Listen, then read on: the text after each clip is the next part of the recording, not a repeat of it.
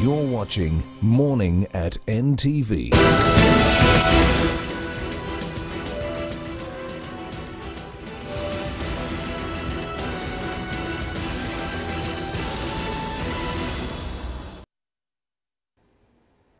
Thank you, our viewers, for keeping with us. I'm Karaga Boardwins once again, and we're coming to you live from the Kampala Arena International Conference Center. So our big story is just focusing on what is happening. The Speaker of our Parliament, that is the Honorable Kadaga, Rebecca, and the Deputy Speaker, Jacob Olanya, they are both out of the country for quite a week. And the Parliament House business has been actually frozen. And questions are just coming up. We're paying our officials, the members of Parliament are supposed to be making debates. And of course, there's background work that is done, which continues to be done. But with all the litany of things in the context of our political environment, where we have seen that actually the executive seems to have the only power, or perhaps far greater power, in proportionate to the other arms of government, is Parliament still relevant? So we're going to have a discussion on that, and as we go into the discussion, let me introduce the guest I have on set, just to have a debate on this matter, whether we still need Parliament or we need actually to scrap it off, and perhaps until we have a new dispensation, we can reintroduce it. So with me, I have the renowned Honorable Jed Karuhanga, MP, Ntungamu Municipality. Yes. Jed, you're welcome. Thank you. Good morning. Yes, I'm enthused to have you. So you. let's roast each other on this particular discussion. Now, there was an article which was written by Sulaiman Mugula in The Observer on January 8th, 2018. Of course, as a reaction to what happened in Parliament that we all know after a very controversial or perhaps sinister bill that was passed into law. And he says, questioning the relevance of Parliament, he asked, actually the title of his article was, is Parliament still necessary? He says, questioning the relevance of Parliament now does not necessarily mean that it has been relevant before. By the fact that the 1995 Constitution provided for a one-party state, it was very clear that Mr. Museveni, the NRA leader by then, had not gone to the bush to fight for the democracy, constitutionalism, and the development of Uganda. Given the way the promised transition of 4 years had been cunningly extended, it was clear that the NRA was not a sincere organization and that Parliament was going to be a vehicle of enhancing their hidden agendas. And for me, of course, I'm even extending it further than just the NRM cohorts, that the entire parliamentary community seemingly is irrelevant now, based on things which are done. So we're going to discuss this particular case, or perhaps the debate topic in the context of the functions of Parliament. There are 5 stipulated functions in the Constitution of Uganda, and 1 is to pass laws for the governance, for the good governance of Uganda. 2, to provide by giving legislative sanctions, taxation and acquisition of loans, the means of carrying out the work of government. 3, to scrutinize government policy and administration through the following: pre-legislative scrutiny of bills referred to the parliamentary committees by Parliament, scrutinizing of the various objects of expenditure and the sums to be spent. Then 4, to debate matters of topical interest usually highlighted in the President's State of the Nation address. And lastly, to vet the appointment of persons nominated by the President under the Constitution or any other enactment. So with the provision of time, let's try to go through these 5 functions and assess whether actually your relevance still permits you to continue existing through these functions. 1, to pass laws for the good governance of Uganda. Do you think the Parliament of Uganda has actually passed good laws for the governance of this nation? Well, I understand that indeed Parliament is the legislative arm of government, and our cardinal role primarily should be to make sure we pass laws for ensuring good governance, stability and progress of our nation. Now, on a number of occasions, we've passed laws that are exceedingly embarrassing. And the most recent one is the Constitution Amendment. However, there are 2 issues. There is the institution, the establishment of Parliament, according to the governance structure of our country. So you have 3 arms of government. I want to believe that every nation across the world needs the 3 arms of government. You need the executive, you need the legislature, you need the judiciary. Now, all these arms of government, in this particular case, the legislature, which is parliament, is occupied by individuals, human beings, Ugandans. In our own case as a country, for the last about 32 years now, it has been exceedingly occupied by the majority members of the ruling party, NRM. So when the regime has a tendency of influencing, overpowering, superimposing its power on the structures of the and arms of government, the other arms of government, then you are bound to see the actions, the spirit of the regime all over the place. So what we see in Parliament ordinarily is not the true representation of the interests of Ugandans, but largely the representation of the interests of the regime. So you go to Ugandans and ask them, do you still want to have a president stay for more than 2 terms? They say no. Do you want the president to serve beyond the age of 75? They say no. You come to Parliament, you have a chat, discussions, even corridor talks among ourselves. The super belief, the super majority of the MPs are saying Ugandans indeed unanimously want our constitution to remain as it is, as far as the presidential age limit is concerned. What do? We go to Parliament, certainly after dishing out lots and receiving lots and lots of money, and the constitution is amended. Now, you can see that the problem is not the institution, but the individuals who are occupying this institution. So what we need to do as a nation, we need to appreciate that when we are electing parliamentarians, it's not just a vote. These are individuals that actually ordinarily are very powerful as a whole, as parliament.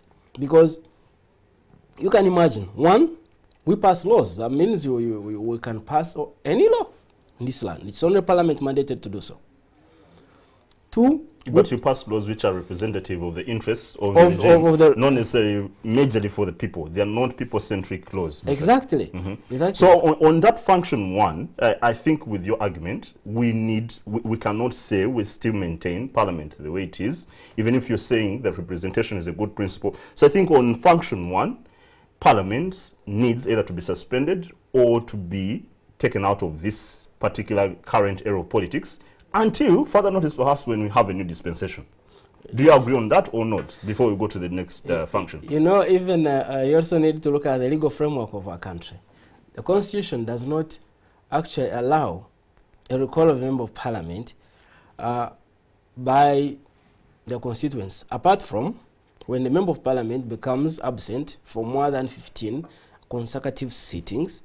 Then there you can now raise an issue. But for other issues, unfortunately, that was removed from the Constitution. Okay, so let's kill off Parliament. Now, Parliament should be suspended at the moment. No more business in there. Let the executive take it, because actually the executive is running this country, not necessarily Parliament, based on your particular narrative that the laws you're passing are simply overwhelmingly superimposed by the superintending power of the executive. Well, that's true. That unless you're protecting your jobs, you just simply as MPs still want jobs. Why don't we go back on zero ground and say, you know what, we thought we are coming to help Ugandans and actually play the role of representation, but it's no longer working. So let's scrap off Parliament. We have it closed and no more parliamentary business. Well, I don't know whether that will be the solution, because you know, you could look at it in many ways. It's like saying that maybe since this hospital is not functioning to expectations, we should ban it. Okay, so let's go to function 2, no problem. To provide by legislative sanctions and apologies on that. To provide by legislative sanctions, taxation and acquisition of loans, the means of carrying out the work of government. So the way government is funded, of course, you're the ones who approve the budget, you're the ones who seek for it, the taxation, you provide the taxation legislation, you provide approval for the loans. Do you think the way Parliament has taken this decision is, these decisions is really appropriate? Is it helping to, of course, safeguard the interests of the common person, the public itself, and yeah, and we're not losing money in this process? So under the oversight role, we pass the budget, but also try to follow through particularly our committees of Parliament to see whether the money is spent as we pass the budget. Now, the budget is one special tool of governance in our country. Yes. And now I wish, as citizens, we could take it much more seriously than we do. I have been in Parliament now, this is my 7th year. I have realized that by even studying the budget alone closely, and you cut out wastage, you could save almost a third, if not half, of the entire budget.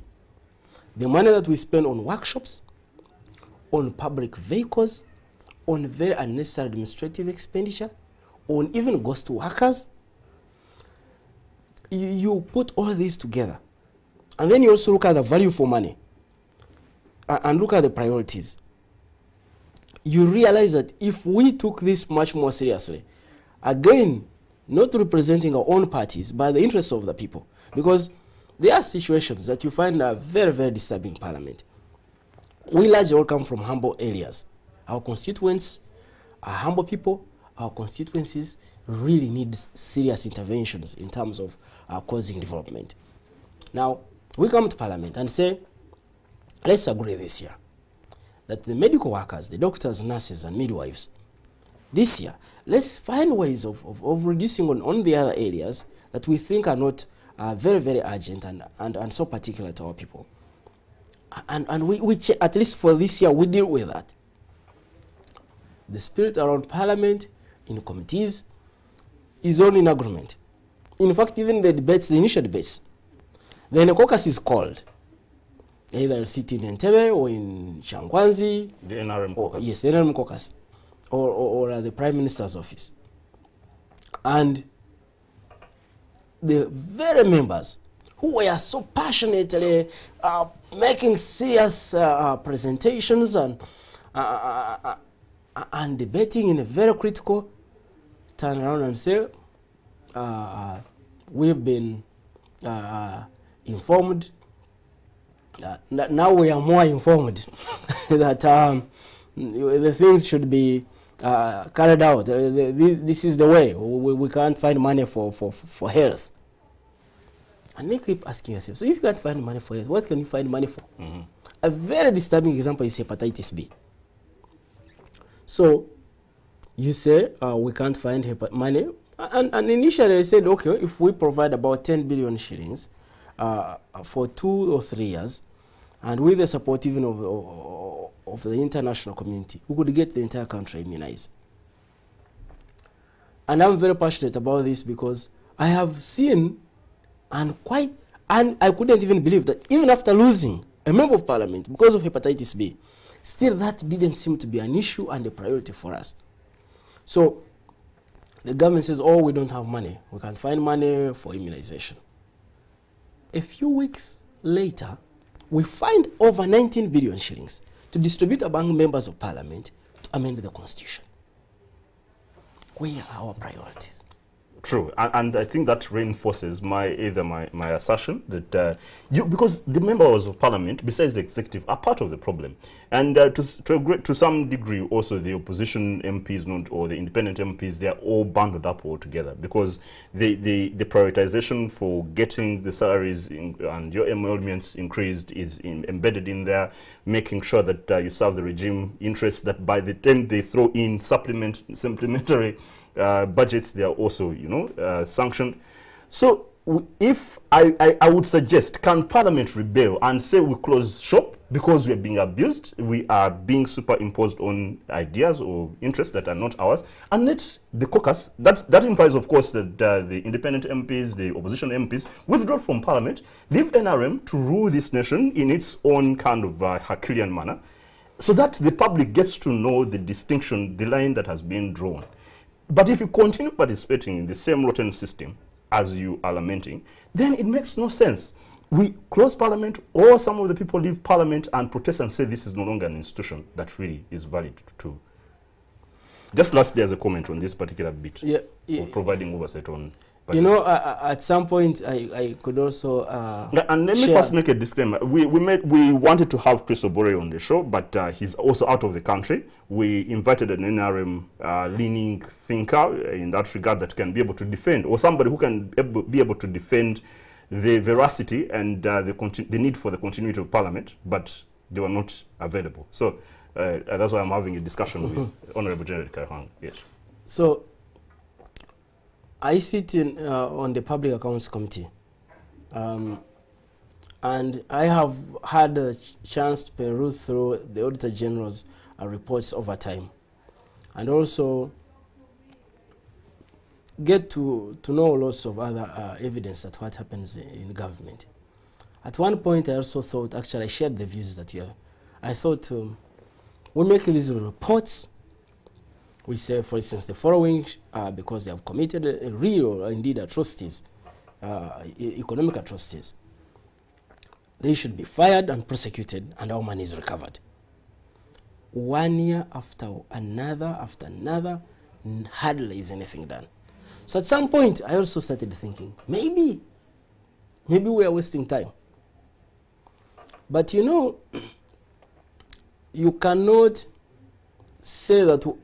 At least I've tried to explore and study and also listen to so many other people. I've not known that one of the ways of dealing with the problem is running off from the problem. So I think we as parliamentarians, we need to touch in our hearts, look into ourselves. Every time we go, most of us on several weekends, we go to our constituencies. When we interface with this people, that alone should be impetus enough. It should be adequate to remind us that why we are in Parliament is not because of these institutions that we associate with. Those are secondary and exceeding the secondary. I could even say they are tertiary. Because the very reason we are in Parliament are these Ugandans that we represent. But the way we debate, the way we treat bills, the way we manage the budget, hardly do you see, because ordinarily would say maybe 80% would be informed, our decisions would be informed by the interests of our people. But it's the reverse. 80% is informed by the interests of the party, and maybe 20% or even less is informed by the interests of our people. So we really, and that's why this debate is critical. And how I wish this could be, could be repeated and said and sometimes they say you have to say it again and again and again until people get it. So we must engage each other, and it's really serious because you see Parliament, for instance, now the average age is about 44 years. So it means that this thinking is beginning now to be part of our structure, part of our thinking, part of our fabric as a nation. So it's no longer in the past where you found Parliament, for instance, the average age being about 58 or almost 60 years. Now it's generally younger generation. So we are also being eaten up into the same thinking, into the very corrupt tendencies, and that's very serious. And that's why you cannot take a stand, Jared Karahanga, you see, of saying let's scrap Parliament, because you're a beneficiary, you're employed by Parliament, and perhaps you can be employed elsewhere, but you see, once you become a politician, you become so diluted that the private sector finds you toxic, okay? I don't know whether you can now go to the bank, after you've been an MP, you can go to a bank or to some kind of private institution, and they give you a job, because of the toxicity nature of your political engagement. So I feel you're protecting. For me, I still insist, and based on some sentiments, I think they're out in the public, that Parliament should be scrapped. Okay, let's go to Function 3. To scrutinize government policy and administration through pre-legislative scrutiny of bills referred to the parliamentary committees, scrutinizing of the various objects of expenditure, which we've talked about, assuring transparency and accountability in the application of public funds, and monitoring the implementation of government programs and projects. So this is another issue, making sure you do a pre-debate. We saw the haggling and the hustle that was undergoing, of course, for that bill, the kind of sinister bill to many of the people, but quite angelic to the people who benefited from it. And we see the process, and there's an outcry. This should not pass. This should, but eventually it's passed, and with such a Herculean, power, high-handedness. And so, are you playing? For instance, are you doing this job pretty well? This third function was scrutinizing government policy and administration through those following measures. Parliament is divided into several committees, and so when policy issues or bills are brought to Parliament by either the executive or private members, they are sent to committees of Parliament. They are scrutinized. I can tell you what, we have some of the best documents for governance of our country that this world can ever probably see. There are even countries that come here, sit in our parliamentary library, look at some of these policies. They literally photocopy and carry away, and 90% is adopted in their own. Exactly. But the difference between us and them is that a number of them go and implement. For us, we are very good at writing and speaking nice English, and we give very exciting presentations, and that's where it ends. So you are right. You are right that parliamentarians, unless there is a complete rethinking, especially after amending the constitution for having largely a life presidency, then unless that is done, every Ugandan has a right to believe that indeed our parliament is exceedingly wanting. Absolutely. Yeah. I wish I would have a counter argument, but because of time. So let me skip. Let me skip the fourth function because of time, because the fourth function is to debate matters of topical interest usually highlighted in the President's State of the Nation address. That is a different issue. Lastly, is to vet the appointment of persons nominated by the President under the Constitution or any other enactment. So do you feel, rather in your own assessment, are you approving the right people for public service as nominated by the President, or there are certain kind of other considerations that even qualification in terms of merit might be not taken as priority? So, well, on one or two occasions I've seen Parliament, particularly the Appointments Committee, refuse to pass certain appointed ministers.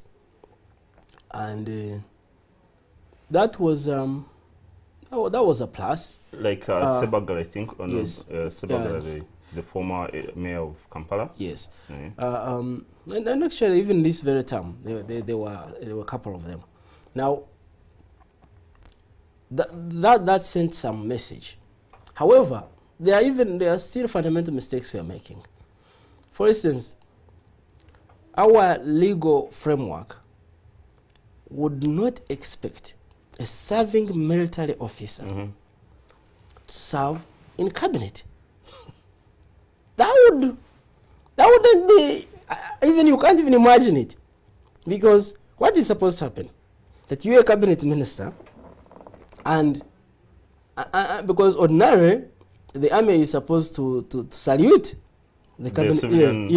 The heads. Yes, the cabinet. I mean, is supposed to salute the minister.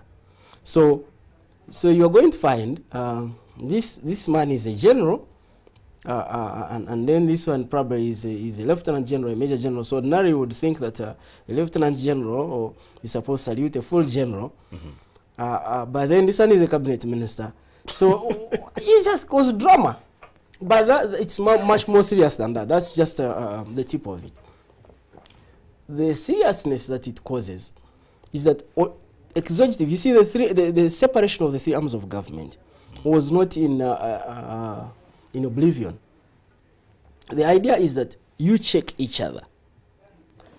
And even the hierarchy in government, to say that, you know, you have a minister, you have the institutions, you have the army, you have police, that is not in just doing. There is a whole particular concept of governance and how it is supposed to be structured and how institutions should be respected. But the moment you begin fusing them, you find that the army is one and cabinet. Then you are bound to have a crisis, because you're supposed to sit as a cabinet, make national decisions. Ordinary problem, which are supposed to go and carry and say, now as government we've decided this, and so army implement.